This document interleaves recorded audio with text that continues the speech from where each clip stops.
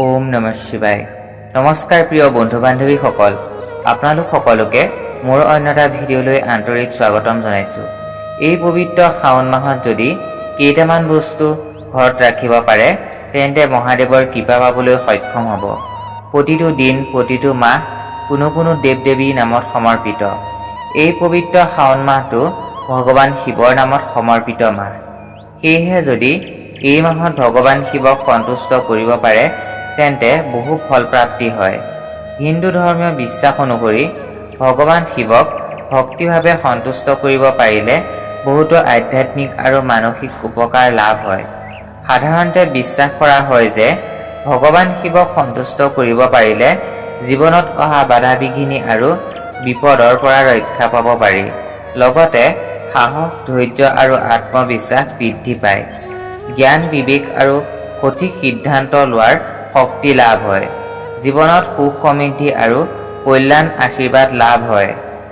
পাৰস্পৰিক সুখ, শান্তি আৰু সম্পৰ্ক উন্নত হয়। প্ৰিয় বন্ধু বান্ধৱীসকল, ভিডিঅ'টোৰ মাজলৈ আগবাঢ়ি যোৱাৰ আগতে আপোনালোক সকলোলৈ এটা সৰু অনুৰোধ। যদি ভিডিঅ'টো ভাল লাগে তেন্তে এটা লাইক কৰি কমেণ্ট বক্সত ওম নমঃ শিৱায় বুলি লিখি থৈ যাব একদমেই নাপাহৰিব। লগতে যিসকল প্ৰিয় দৰ্শক আমাৰ এই চেনেলত পোনপ্ৰথমবাৰৰ বাবে আহিছে তেওঁলোকে চেনেলটো ছাবস্ক্ৰাইব কৰি কাষতে থকা বেল আইকনটো অল নটিফিকেশ্যনত কৰি ল'ব নাপাহৰিব। প্ৰিয় দৰ্শক, এতিয়া জানোচোন আহক শাওণ মাহত ঘৰত কি বস্তু ৰাখিব লাগে বা নাথাকিলেও কিনি আনিব লাগে। প্ৰিয় দৰ্শক, এই পবিত্ৰ শাওণ মাহত গংগাজল ঘৰত ৰখাটো বহু উপকাৰী। যদি আপোনাৰ ঘৰত গংগাজল নাই তেন্তে এই পবিত্ৰ শাওণ মাহত গংগাজল আনি এটা ঘটিত পানী লৈ গোটেই ঘৰখন পবিত্ৰ কৰিব পাৰে, যাৰ ফলত ঘৰখনৰ পৰা অপশক্তি দূৰ হ'ব। ঘৰত যদি দেৱাদিদেৱ মহাদেৱৰ এপাত ত্ৰিশূল আপুনি ৰাখিব পাৰে তেন্তে ঘৰখনৰ পৰা দুখ দৰিদ্ৰতা নাইকিয়া হ'ব।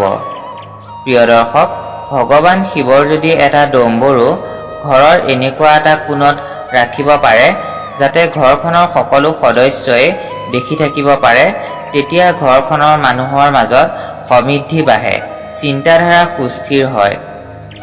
প্ৰিয় বন্ধু বান্ধৱীসকল, আশা কৰোঁ ভিডিঅ'টো ভাল পালে বুলি। সকলো ভালে থাকক, সুস্থ থাকক এয়ে আশা কৰোঁ। অন্য এটা ভিডিঅ'ত লগ পোৱাৰ প্ৰতিশ্ৰুতিৰে আজিলৈ আহোঁ। ধন্যবাদ।